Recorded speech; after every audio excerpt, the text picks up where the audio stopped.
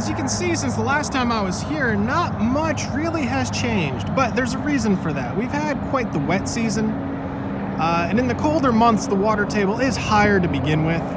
So I think that stunted the rate of which this lake is exploration of the stone down here, which is typically saturated, versus the stone up here.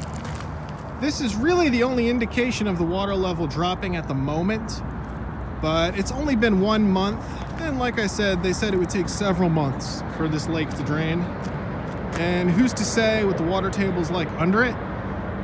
There might be a few inches of water left that just doesn't go away. But that being said, the idea is to turn all this into a natural... The fate of this walking path, maintenance path, whatever you want to call it. A lot of people jog and bike and whatnot around this lake.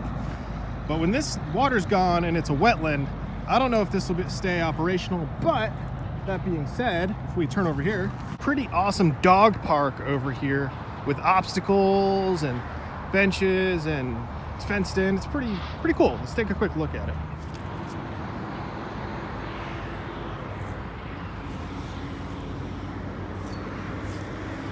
As you can see, there's a lot of obstacles to train your dog on.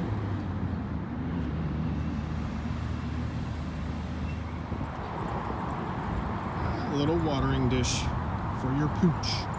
Very interesting. They actually have the park delineated. One side for large dogs,